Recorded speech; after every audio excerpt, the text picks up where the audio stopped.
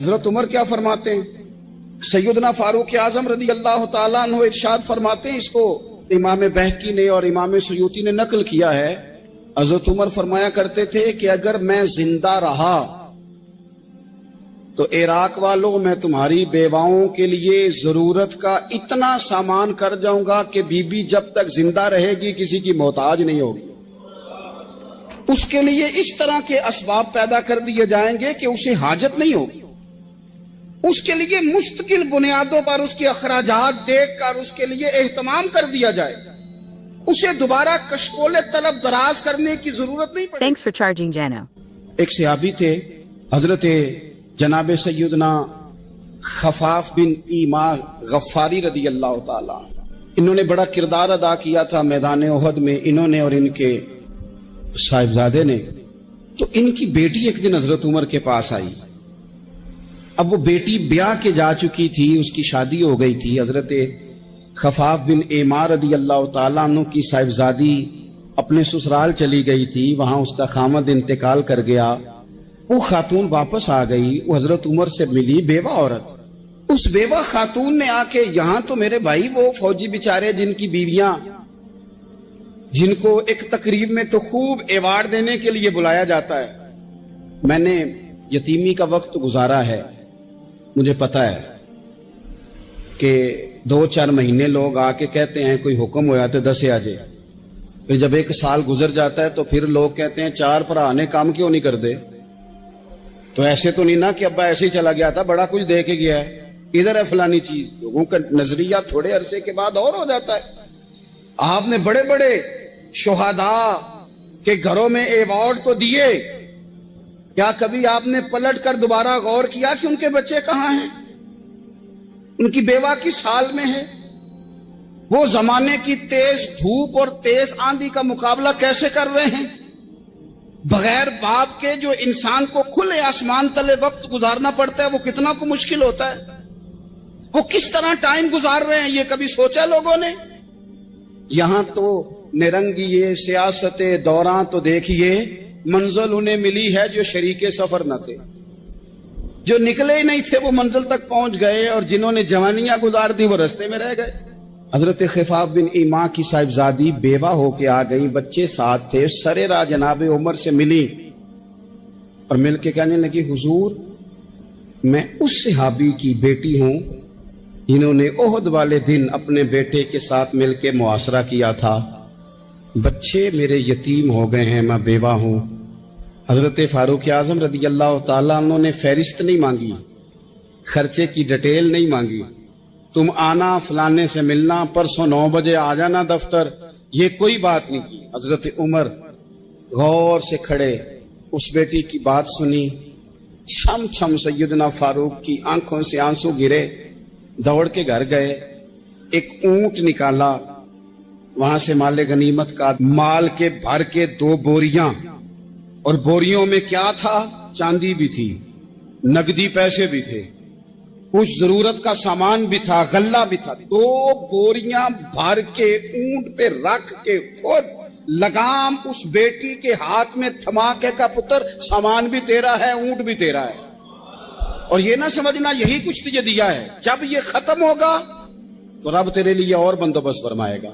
کیا مانا کہ ڈیوٹیاں لگا دی گئی ہیں، ہمیں پتہ ہے یہ سامان کب تک ختم ہو جائے گا، پیسے کب تک ختم ہو جائیں گے، تیرے لیے میں نے نئے حکم بھی جاری کر دیے ہیں۔ ایک شخص نے کہا، حضور ایک بیوہ کو آپ نے کچھ زیادہ ہی نہیں دے دیا؟ یہاں لوگ سیاسی تقسیم نہیں کرتے، تھوڑا کام والے کو دے دو، تھوڑا چوکیدار کو دے دو، تھوڑا گلی محلے میں دے دو، تھوڑا رشتہ داروں میں دے دو، سب ہمارے احسان کے نیچے رہیں گے۔ کہا ایک ہی خاتون کو آپ نے اتنا نہیں دے دیا؟ تو حضرت عمر ناراض ہو گئے، فرمانے لگے، تجھے تیری مار ہوئے، میری نظروں میں آج بھی وہ جلوہ موجود ہے جب اس کا باپ اور بھائی میدان احد میں کافروں کے خلاف لڑائی کر رہے تھے، آج تک میری نظر میں موجود ہے۔ تو کہتا ہے میں نے زیادہ دے دیا؟ اولاد کسے نہیں پیاری ہوتی؟ بچوں کو دیکھ دیکھ کے بندہ کلیجہ ٹھنڈا کرتا ہے، اولاد کو دیکھ دیکھ کے آنکھوں کو سکون ہوتا ہے، انسان کی طبیعت شاش بشاش ہوتی ہے۔ حضرت عمر وظیفہ لگانے لگے تو حضور کے گھر میں خدمت کرنے والے حضرت اسامہ بن زید کا وظیفہ ڈبل لگایا اور اپنے بیٹے عبداللہ ابن عمر کا وظیفہ سنگل لگایا۔ تو حضرت اسامہ بن زید کہنے لگے ابا جی میں نے تو ہجرت بھی کی جہاد بھی کیا، اسامہ تو ان دنوں بچے تھے۔ تو حضرت سیدنا عمر فاروق جواب میں کہنے لگے پتر اسامہ کے والد زید نے بھی حضور کے گھر میں نوکری کی، اسامہ بھی نوکری کر رہا ہے۔ حضرت عمر کی شان کیا ہے زمانہ جانتا ہے، پر پھر بھی حضرت عمر فرمانے لگے تو نے اپنے باپ کے ساتھ ہجرت کی، فرمایا ان کی خدمت زیادہ ہے حضور کے گھر میں، لہذا ان کا وظیفہ بھی زیادہ لگایا جائے گا۔ ہمارے ہاں ہم نہ میرٹ کرنا چاہتے ہیں پر دوسروں کے لیے، اپنے اوپر کسی میرٹ کو ہم قابل قبول بالکل نہیں۔ یعنی میں سودا خالص لینا چاہتا ہوں دکان سے،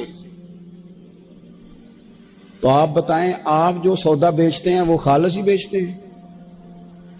آپ کو تو خالص چاہیے لیکن آپ بھی تو کچھ نہ کچھ بیچتے ہیں، آپ کا خالص ہے۔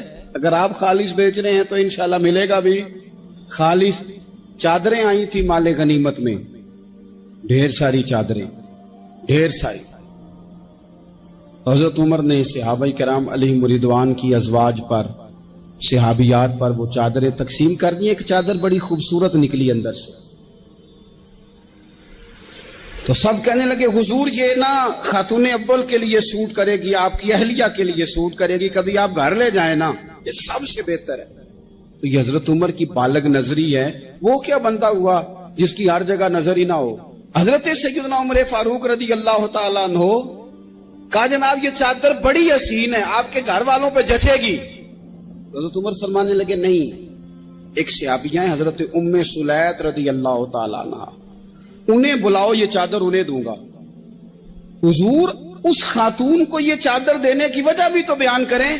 تو حضرت عمر فرمانے لگے جب احد میں ڈھیر سارے لوگ زخمی ہو گئے تھے اور بھگدڑ مچ گئی تھی اور حالات خراب ہو گئے تھے، تو فرمایا میں نے اپنی آنکھوں سے دیکھا کہ اس ایمرجنسی کی حالت میں بھی جناب ام سلیت مشکیزہ پکڑ پکڑ کے زخمیوں کو پانی پلا رہی تھی۔ اس خاتون کی خدمات ہیں امت کے لیے، اس نے ڈیوٹی کی ہے صحابہ کے لیے، لہذا اس عورت کا زیادہ حق بنتا ہے۔ بیٹھے تھے حضور کے صحابہ حضرت عمر کے گرد، دوست یار پرانے باتیں ہو رہی تھیں، تو حضرت عمر کہنے لگے دور خلافت چل رہا ہے جناب عمر کا، میں کہہ چکا ہوں کہ ہمیں ضرورت متقی پرہیزگار لوگوں کی ٹیم کی ہے، ان لوگوں کی ضرورت ہے جن کے دل میں درد ہو، جو تقوی والے ہوں، جو مخلوق خدا کے بارے میں گنجائش رکھتے ہوں۔ حضرت عمر کے گرد دوست آپ بیٹھے ہیں، تو حضرت عمر کہنے لگے چلو اپنی اپنی کوئی خواہش ہی بتاؤ۔ تو چونکہ حالات بڑے خراب تھے، قحط کا دور تھا، بعض جگہوں پہ غریبوں کو بڑی مشکل تھی، تو سب لوگوں نے صدقات اور خیرات کی ہی بات کی۔ ایک صاحب کہنے لگے میرا دل کرتا ہے کہ زمین غلے اور اناج سے بھر جائے ساری اور میں اللہ کی مخلوق میں بانٹ دوں۔ دوسرے نے کہا میرا دل کرتا ہے سونے چاندی سے زمین بھرے اور میں رب کی مخلوق پر تقسیم کر دوں۔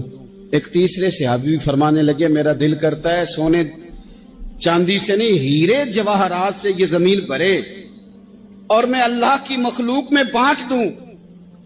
سب اللہ کی مخلوق پر کرم کرنے کی، رحم کرنے کی، تقسیم کرنے کی بات کر رہے تھے۔ تو پھر بول کے کہنے لگے عمر آپ بھی تو بتائیں نا، آپ کی بھی تو کوئی خواہش ہوگی نا۔ حضرت عمر دیر تک خاموش رہے، پھر ٹھنڈی آہ بھری، فرمانے لگے میرا دل کرتا ہے یہ زمین حضرت معاذ بن جبل جیسے لوگوں سے بھر جائے، میرا دل کرتا ہے یہ زمین حضرت حذیفہ بن یمان جیسے لوگوں سے بھر جائے، میرا دل کرتا ہے یہ زمین حضرت ابو عبیدہ بن جراح جیسے لوگوں سے بھر جائے، یہ زمین ان لوگوں سے بھر جائے اور میں پھر ان سب لوگوں کو ساتھ ملا کے زمین پہ رب کی اطاعت کا چلن عام کر دوں، لوگوں کو رب رسول کا فرما بردار بنا دیا جائے، خیر والے لوگوں سے زمین بھرے۔ میری خواہش یہ ہے جب خیر والے لوگوں سے زمین بھر جاتی ہے پھر معیشت بھی ٹھیک ہو جاتی ہے، معاشرت بھی ٹھیک ہو جاتی ہے، دفاعی محاذ پر بھی لوگ کامیاب ہو جاتے ہیں، تعلیم اور صحت کے شعبوں میں بھی مضبوطی آتی ہے۔ شرط یہ ہے تم نے پوچھی ہے امامت کی حقیقت مجھ سے، خدا تجھے میری طرح صاحب اسرار کرے،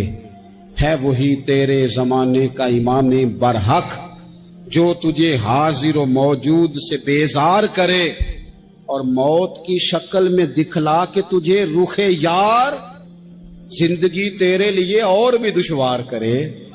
وہ لوگ جو مضبوطی لائیں معاشرے میں، جن کا علم، بردباری، تقوی، یہ چیزیں مضبوطی. ہمارے ہاں کوئی منصوبہ بندی نہیں. جن بیچاروں کے کشکول کل پھیلے تھے ان کے آج بھی پھیلے ہیں. کسی بھی اشارے پر 2 منٹ کے لیے بریک لگتی ہے تو 4 بھکاری آپ کی گاڑی کا شیشہ بجاتے ہیں. اب بعض اشاروں پر ٹول پلازوں پر لکھ کے لگا دیا گیا ہے یہ پیشہ ور بھکاری ہیں، ان کو خیرات نہ دیں. لیکن میرا سوال یہ ہے کہ ان سارے بھکاریوں کو ایک جگہ پہ کھڑا کر کے پوچھنا کس نے ہے کہ تم بھیک کیوں مانگ رہے ہو؟ ان کے گھروں تک ان کے ساتھ کس نے جانا ہے؟ کون آدمی ہے جو جا کے ان سے کہے گا کہ جناب تم کیوں خیرات کے لیے کھڑے ہو، تمہاری مجبوری کیا ہے؟ کہ ریاست کی، حکومت کی، تاجر کی، مالدار کی، تگڑے آدمی کی یہ ڈیوٹی نہیں؟ ان تک رسائی کس نے حاصل کرنی ہے؟ وہ بیوہ جو پچھلے سال دروازے پہ زکوٰۃ لینے آئی تھی وہ اس سال بھی آئی ہے. وہ خاتون جسے پچھلے سال آٹے کا تھیلا دیا تھا وہ اس سال بھی آئی ہے. وہ خاتون جو پچھلے سال 4 بچوں کو ساتھ لے کر کے چھوٹوں کو آئی تھی وہ آج بھی اسی طرح کشکول طلب دراز کیے ہوئے ہے. جب تک چیزیں آپ وسعت قلبی نہیں لاتے اپنی طبیعت، جب تک آپ گنجائش زیادہ پیدا نہیں کرتے، اتنی دیر تک حالات اس طرح کے نہیں ہوتے. پھر ایک اور مصیبت بن گئی ہے. وہ مصیبت ہے لیول کی. یہ کام میرے لیول کا نہیں. جب آپ اپنے لیول سے نیچے اتریں گے، پروٹوکول سے ذرا نیچے اتریں گے اور چھوٹی چھوٹی باتوں پر خود توجہ دیں گے، چھوٹی چھوٹی چیزوں پر. حضرت عمر جمعہ پڑھا رہے تھے، ایک صحابی دیر سے آئے. اب یہ نماز کا پوچھنا، جمعے کا پوچھنا، مطلب حکمران صاحب تو اوپر لیول کے ہیں، وہ تو پوچھیں گے کہ جناب میرے ساتھ تو آپ قومی سطح کا بندہ بٹھائیں، یہ والی باتیں. لیکن چھوٹے چھوٹے سوراخ پیدا ہوتے ہیں، پھر بند ٹوٹتے ہیں، حالات بگڑتے ہیں. قوموں کا اخلاق چھوٹی چھوٹی جگہوں پہ پہلے بگڑتا ہے. چھوٹی چھوٹی جگہوں پہ بچہ پہلے چھوٹی چوریاں کرتا ہے، خدا معاف فرمائے اگر اسے روکا نہ جائے، پھر وہ بڑی جگہوں پہ جا کے حالات خراب کرتا ہے. حضرت عمر فاروق ایک صحابی دیر سے جمعہ پڑھنے آئے تو حضرت عمر نے بعد میں بلا لیا. فرمایا تم اتنے سمجھدار آدمی ہو کہ اگر جمعے میں دیر سے آؤ گے تو باقی لوگوں کا کیا بنے گا؟ تو صحابی آگے سے کہنے لگے مجھے پتا تھا آپ نے پوچھنا ہے، اور میں تو کہیں کام میں مصروف تھا امیر المومنین، میں تو دوڑا آیا ہوں، میں تو غسل بھی نہیں کر سکا، وضو کر کے مسجد میں آ گیا ہوں جمعہ پڑھنے. حضرت عمر فاروق ان کی بات سن کے خوش ہوئے، فرمانے لگے رب تیرا بھلا کرے، اس طرح کرنا، آئندہ جمعہ پڑھنے آنا تو غسل کر کے آنا. میرے نبی پاک نے غسل کرنے کا ارشاد فرمایا جمعے والے دن، غسل کر کے آنا. ان باتوں کا بھی یعنی حکومت کے قومی معاملات اور عالمی نقطہ نظر بھی ان کے ذہن میں ہے. اور یہاں تک جو باریک چیزیں یعنی حضرت عمر فاروق گزر رہے تھے تو کسی باغ کے کونے میں کھڑے ہو کے کچھ بچے چھوٹے چھوٹے بچے وہ کھجوریں اکٹھی کر رہے تھے. تو حضرت عمر نے کہا کس کے باغ میں لگے ہوئے ہو؟ سب بچے دوڑ گئے. تو حضرت سنان بن سلمہ فرماتے میں بھی چھوٹا تھا، میں کھڑا ہو گیا تو میں نے کہا حضور ہم نے توڑ کے نہیں کھجوریں کھائیں، گری ہوئی کھائی ہیں، اور آپ کو پتا ہے جو رستے میں گر جائیں وہ اٹھانی ناجائز نہیں ہوتی، تو حضور یہ گری ہوئی کھجوریں کھائی ہیں. تو کہتے ہیں حضرت عمر فاروق بچے کی بات سن کے کہنے لگے رب تیرا بھلا کرے، تو نے صحیح بات کی طرف میری توجہ کرا دی ہے، اللہ تیرا بھلا کرے. اور پھر حضرت عمر رضی اللہ تعالیٰ عنہ اس چھوٹے سے بچے کے پاس کھڑے ہو گئے. کون؟ کس کے پاس؟ نہیں خواب تو نہیں دیکھ رہے میں اور آپ. حکمران وقت 22 لاکھ مربع میل کا حکمران بچے کے پاس کھڑے ہو گئے، چھوٹے بچے کے پاس. دکان پہ غریب آدمی چڑھ آئے نا، دکاندار صاحب اللہ ماشاءاللہ ان کا مزاج خراب ہو جاتا ہے. وہ تیسری چیز کہنا وہ والی دکھاؤ تو کہتے لینیاں تے لے تو جا. اور اگر تگڑا بندہ آ جائے تو کہتے ہیں جناب آپ کو اس طرح کرے نشاندہی کر دے، میں انشاءاللہ خرید کے لا کے پیش کر دوں گا. مزاج بدل جاتا ہے. غریبوں کے پاس، چھوٹوں کے پاس، عام آدمی کے پاس آپ جائیں. ہمارے حکمرانوں کا غریب آدمی سے گیپ بہت زیادہ ہے، پیروں کا غریب آدمی سے گیپ بہت زیادہ ہے، بڑے علماء کا عام آدمی سے گیپ زیادہ ہے، تاجروں کا عام آدمی سے گیپ زیادہ ہے، شیشے کے بڑے بڑے محلات میں سوسائٹیوں میں بسنے والوں کا غریبوں سے گیپ زیادہ ہے. اس لیے امیر غریب کی تفریق بڑھ گئی ہے، حالات اور طرح کے ہو گئے، بعض غربا امیروں سے نفرت کرنے لگ گئے۔ ہماری شادی بیاہ تقریبات افطاریاں، ان میں ہم اپنے لیول کے لوگ بلاتے ہیں جن سے ہمیں کاروباری ضروریات وابستہ ہوتی ہیں۔ ہم نے اس طرح کا ماحول بنایا، اس کا نقصان یہ ہوا ہے کہ معاشرے میں کئی قسم کی سوچیں پنپنے لگی ہیں، وسوسے غالب آنے لگے، بعضوں کا تنگ آمد بجنگ آمد۔ جب غریبوں کے بچے زیادہ تنگ آتے ہیں پھر ہتھیار اٹھاتے ہیں، پھر قلم چھوڑ دیتے ہیں۔ سوچنے کی ضرورت ہے ملک میں کہ برائی جنم لیتی کہاں سے ہے۔ یہاں تک اتر کے حضرت عمر فاروق ان لوگوں سے پیار کرتے۔ اب وہ بچے نے بات سنا دی حضرت سنان بن سلمہ نے، تو جناب عمر فاروق سے بچے نے فٹافٹ ایک اور فرمائش بھی کر دی۔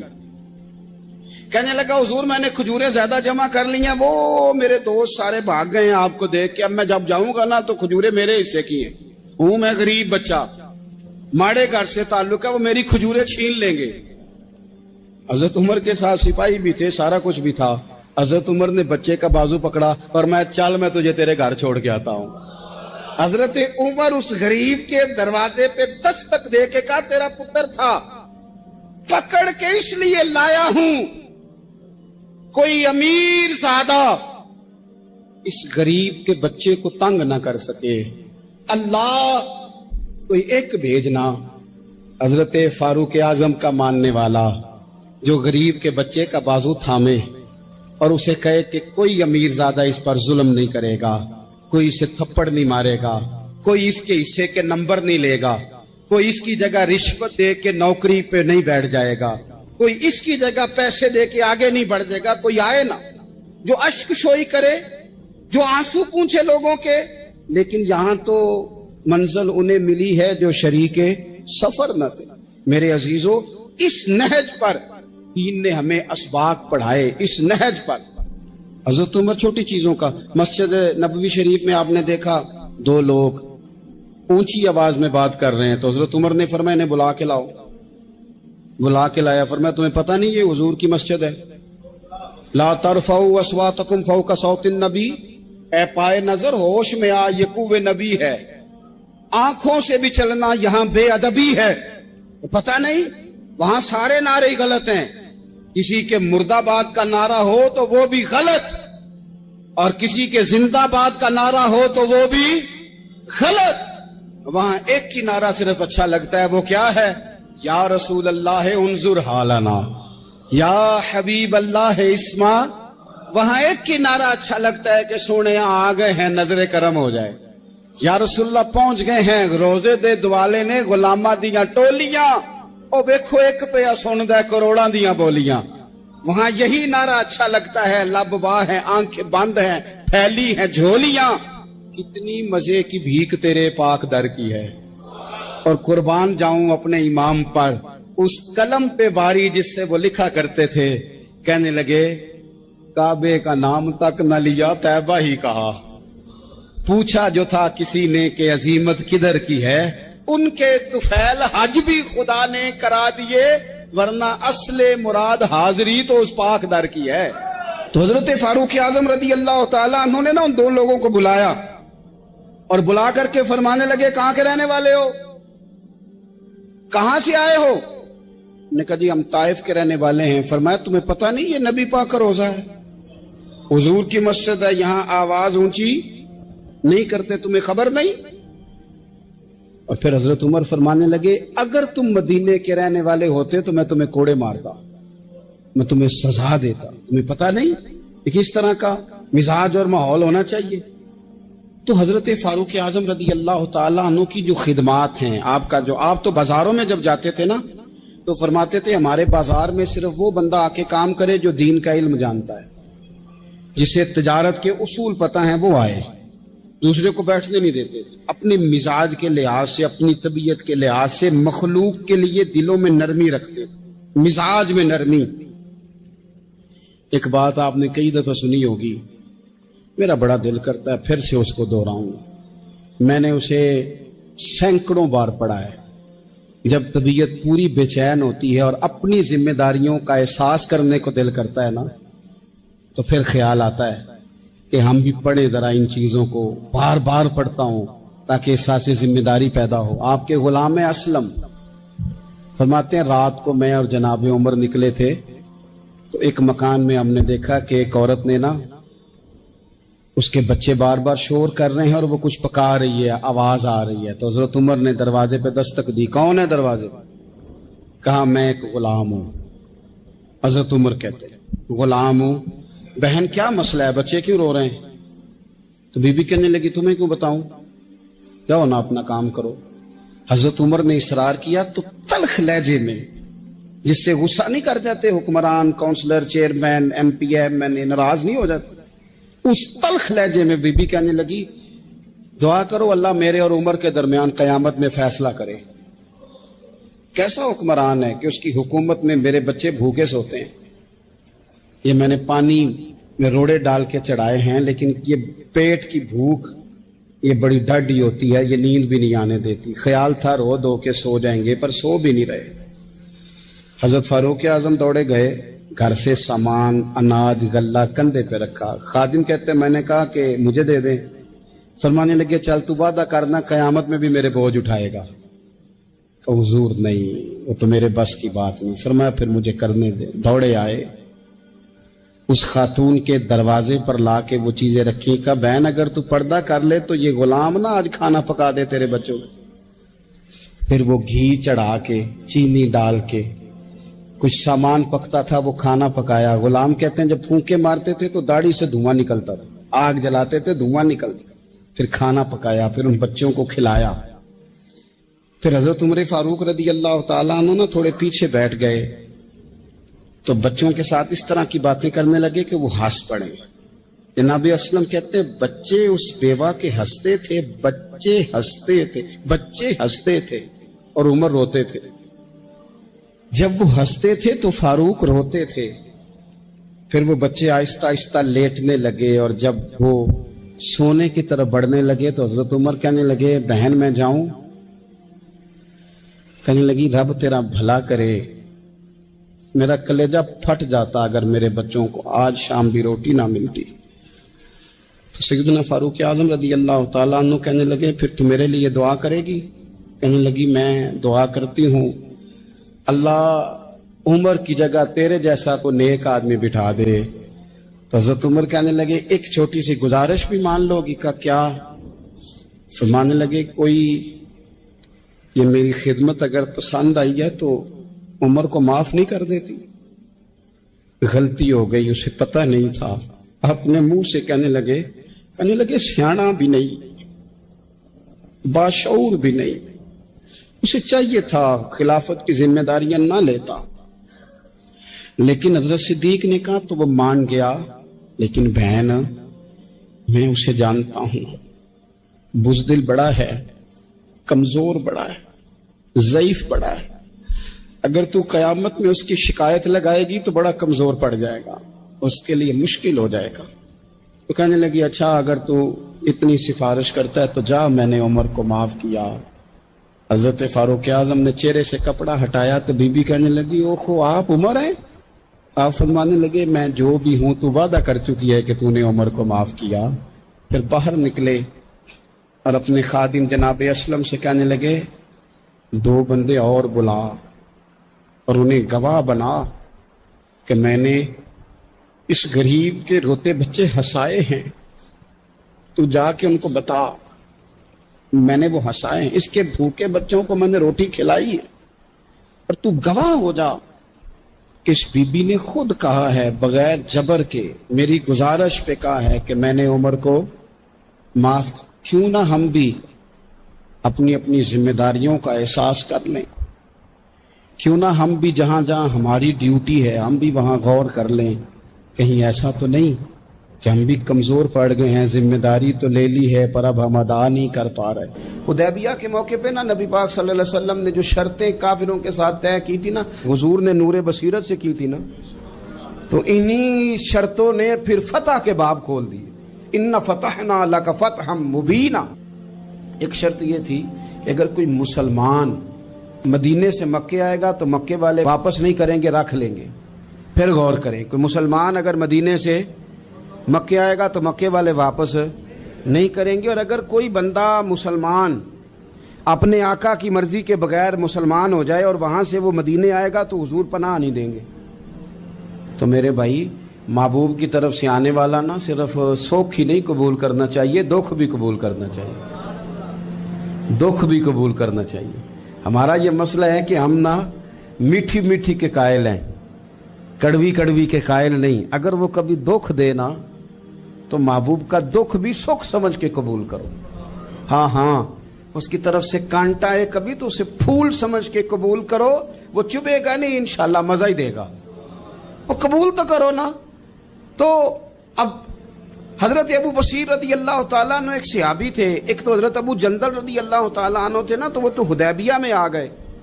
حضور مجھے لے جائیں تو نبی پاک نے فرمایا میں نے وعدہ کر لیا ہے. ان کو بھی حضور نے واپس بھیج دیا. اور یہ بیچارے نا اپنے آقا کی جیل توڑ کے مکے سے بھاگ کے مدینے آئے. یا رسول اللہ مجھے قبول کر لے، میں بھاگ آیا ہوں، وہ بڑا ظلم کرتے ہیں، مارتے ہیں، تکلیف دیتے ہیں. وہ آئے تو ادھر سے نا اس کے مالک نے ایک دو بندے بھی بھیج دیے رکا دے کے کہ یا رسول اللہ آپ کا تو وعدہ تھا کہ آپ بندہ رکھیں گے نہیں. یہ آئے اور رکا بھی آ گیا. اب ذرا منظر کو سمجھے. ہمارا تو یہ مسئلہ ہے کہ کہتے ہیں کہ میری 99 باتیں مانی ہیں، ایک نہیں مانی، لہذا میرا تعلق ہی کوئی نہیں. لیکن یہاں کیا کیفیت ہے؟ بندہ رو رہا ہے، تڑپ رہا ہے، حضور میں مار سے بچتا ہوا آیا ہوں، جیل توڑ کے آیا ہوں، مجھے قبول کر لیں. ادھر رکا آ گیا کہ آپ کا وعدہ تھا رکھیں گے نہیں. اب یہ کتنا مشکل مسئلہ ہے. لیکن رسول پاک علیہ السلام نے فرمایا ابو بصیر میں نے وعدہ کیا یار تجھے واپس جانا پڑے گا. ہوئے ہوئے ہوئے. لوگ تو کہتے ہیں نا کہ وہ پیر صاحب نے کہا تھا تو میرا کام نہیں ہوا لہذا میری بیعت ہی گئی، چھٹی ہو گئی. ماحول ہی بڑا عجیب ہے. حضور نے فرمایا واپس جا، لیکن جے کر یار دے نام دا ملے مینا، پھر انہوں چولی پا لئیے مینے نو پنجے سٹیے نا. جے کر یار دے نام دا، سامنے والے نے تانا سمجھ کے دیا تھا پر یار کے نام کا تھا نا. اس نے کہا لا صحیح، سونے کے نام کا ہے نا. تانا ہوا تو کیا ہوا. جے کر یار دے نام دا ملے مینا، انہوں چولی پا لئیے پنجے سٹیے نا. تے جے کر یار دے نام دی ملے سولی، پھر جھوٹا جھوٹ لئیے تے پیچھے ہٹیے نا. جھوٹا جھوٹ لئیے. اب لکھنے والے کا بھی اپنا انداز ہے نا، کہتے ہیں یہ بھی میرے لیے جھولا ہی ہے، یہ بھی آرام کی جگہ ہی ہے. جھوٹا جھوٹ لئیے تے پیچھے ہٹیے نا. حضرت ابو بصیر رضی اللہ تعالیٰ عنہ سے حضور نے فرمایا واپس جانا ہے. کہ سونیا ٹھیک ہے، کوئی شکوہ نہیں، کوئی گلہ نہیں، یہ بھی میرے محبوب کا حکم ہی ہے. اور کیا بات ہے، میرے نبی وعدوں کے پکے ہیں. کیا بات ہے، حضور نے جو کہا کر کے دکھایا. کہتے ہیں میں واپس جا رہا تھا، ایک دو بندے ساتھ تھے. جب مدینے کی حد گزر گئی نا، حضور نے تو کہا تھا نا مدینے میں پناہ نہیں دینی، تو میں نے اس سے کہا یار تلوار بڑی سونی ہے ذرا دکھانا. اس نے دکھائی تو ایک کی میں نے گردن کاٹ دی، دوسرا ویسے ہی بھاگ گیا. اور بھاگ کے حضور کے پاس آیا، جی اس نے تو مار دیا. تو سرکار فرمانے لگے میں نے تو وعدہ پورا کیا تھا نا، تم سے نہیں سنبھالا گیا تو معاملہ تمہارا ہے. اب حضرت ابو بصیر رضی اللہ تعالیٰ عنہ واپس آئے. عرض کی حضور اب میرے لیے کیا حکم ہے؟ حضور نے فرمایا میاں حکم وہی ہے، مدینے میں ہم نہیں رکھ سکتے. تم مدینے میں صحابہ تھے نا، حضور کی باتوں سے خوشبو لیتے تھے، مدینے میں نہیں رکھ سکتے. حضرت ابو بصیر کہتے ہیں میں مدینے کی سرحد سے نکل گیا، اس جگہ چلا گیا جو نہ مکے کی ریاست میں تھا نہ مدینے کی. ایک مقام ایس تھا جہاں میٹھے پانی کے کنویں تھے، وہاں رہنے لگا. حضرت ابو جندل کو پتا چلا کہ ایک نیا ٹھکانہ بن گیا، وہ بھی جیل توڑ کے آ گئے. 70 بندے آ گئے. وہاں سے قافلے گزرتے تھے کافروں کے، یہ بھی مسلمانوں کو تنگ کرتے تھے. اگر مکے سے کوئی قافلہ گزرتا تھا تو ہم نے بھی ان کو پکڑا. کافر کا مال مال غنیمت اسباب بن گیا. اور وہ جب قافلہ لے کے آتے تھے تو ڈرے ہوتے تھے، اور ان کو تو ستایا تھا نا. کہتے ہمیں ستایا بڑا تھا، ہم تو انقلابی بن گئے تھے.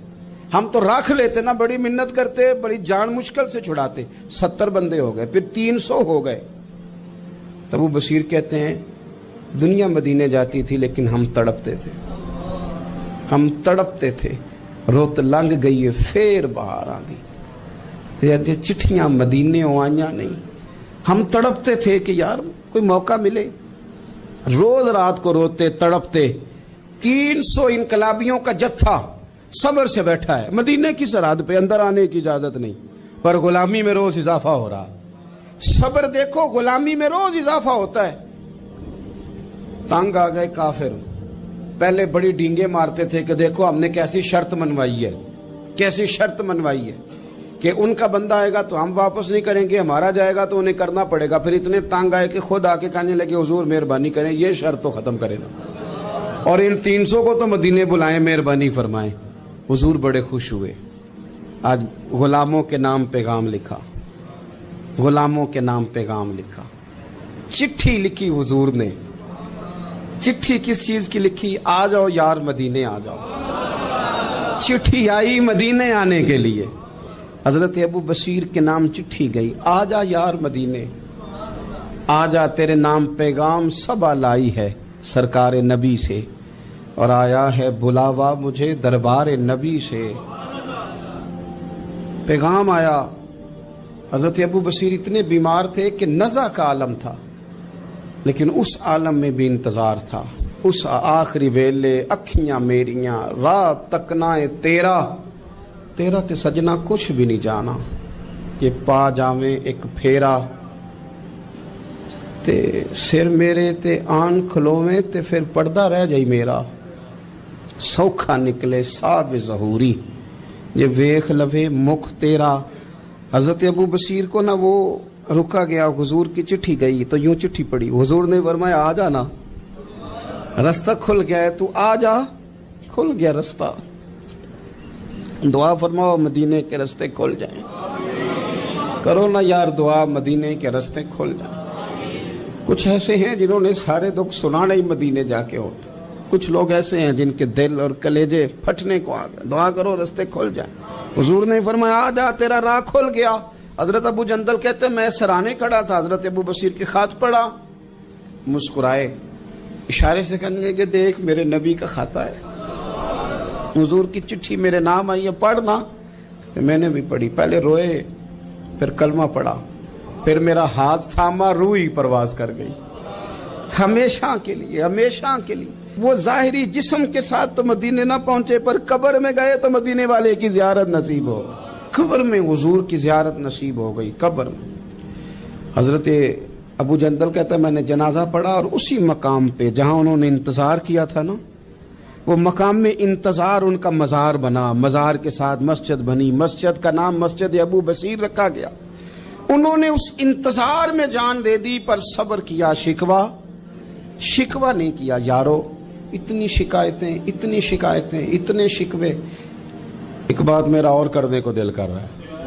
एक सहाबी थे हजरत आसिम बिन साबित रदी अल्लाह तआला अन्हु, जंगे उहद में ना हुजूर के हाथ पे मौत की बैत की, जंगे उहद में बैत की, सोने तेरे नाम पे मरना, डट के लड़े। सलाफा बिन साद के 2 बेटे बदर में कत्ल किए इन्होंने। उसने कसम खाई कि माज अल्लाह मैं इनका सर मंगा के तो इनकी खोपड़ी में शराब पीऊंगी। सलाफा बिन साद ने यह कसम खाई कि मेरे 2 बेटे कत्ल किए, मैं इनकी खोपड़ी में शराब पीऊंगी माज अल्लाह। एक कबीला गजील था, उन्होंने उहद के बाद हुजूर से कहा कुछ कारी हमें दे दें, हमने कुरान सीखना है। तो नबी पाक ने कुछ बंदे भेजे, तो आसिम बिन साबित को भी भेजा, लेकिन उन्होंने धोखा किया, वहां जाके इनको गिरफ्तार कर लिया। जब गिरफ्तार करके मक्के वालों के हाथ बेचने लगे तो हजरत आसिम बिन साबित ने तलवार निकाल ली, फरमाने लगे मैं काफिर का कैदी होके जीने से बेहतर है शहादत की मौत मर जाऊं। काफिरों का कैदी लड़े और फरमाने लगे मेरे कमान में तीर बाकियां, मैं लड़ूंगा, और इतना लड़ूंगा कि तुम्हें पता चलेगा मुझे लड़ना आता है। और फरमाया मैं सब्र करूंगा और सब्र करके दिखाऊंगा, मैं डटूंगा और तुम्हें डट के। अकेला बंदा मैदान में डट गया, अकेला। जब तीर खत्म हो गए तो फिर नेजा निकाल लिया। ये बात आपको इसलिए समझा रहा हूं कि कुछ लोग कहते हैं जी मैं अकेला क्या करूं, तो ये आखिर में याद रखें कि सब्र आपने करना है चाहे अकेले भी रह जाएं, हौसला करना है चाहे अकेले भी रह जाएं। अकेले लड़े, तीर खत्म हो गए तो नेजा निकाल लिया, खूब लड़े। अब उसने कसम खाई थी कि मैंने इनकी खोपड़ी पे माज अल्लाह खोपड़ी मंगानी है, सर मंगाना है, और ये जो ले जा रहे थे धोखे के साथ ये भी बेचने ले जा रहे थे। तो जब थक गए ना और चारों जानिब से जिस्म में तीर पे वस्त हो गए तो दुआ मांगी। अकेला बंदा और सब्र का मकाम, दुआ मांगी, कहा है अल्लाह मैंने आखिरी दम तक तेरे दीन की हिफाजत की है, अब तू मेरे जिस्म की हिफाजत करना। ان کے ہتھے نہ چڑھ گیا میرا جسم. حضرت عاصم بن ثابت رضی اللہ تعالیٰ عنہ شہید ہو گئے. کافر قریب گئے جسم پکڑنے کے لیے, گرفتار کرنے کے لیے, سر کاٹنے کے لیے, تو شہد کی مکھیاں آ گئی, پورے جسم پہ قبضہ کر لیا. قریب جاتے تو مکھیاں لڑتی, کہنے لگے پیچھے ہٹ جاؤ, شام ہوگی نا توڑ جائیں گی, پھر ہم سر کاٹ لیں گے. شام تک چاروں جانے بیٹھے رہے, نہ کوئی ہوا آئی, نہ کوئی بادل برسا, نہ کوئی طوفان آیا. شام کو انہوں نے اٹھانا تھا, ایک ریلا آیا پانی کا, اور جناب عاصم بن ثابت کی لاش مبارک کو بہا کے لے گیا. میرے رب نے اس میدان میں بھی یہ بتلایا کہ جو صبر کرے نا, رب اس کے جسم کی بھی حفاظت فرمایا کرتا, کہ جسموں تک کی آخری دم تک اللہ کی مدد ان کے سامنے حال رہتے. ربنا افرغ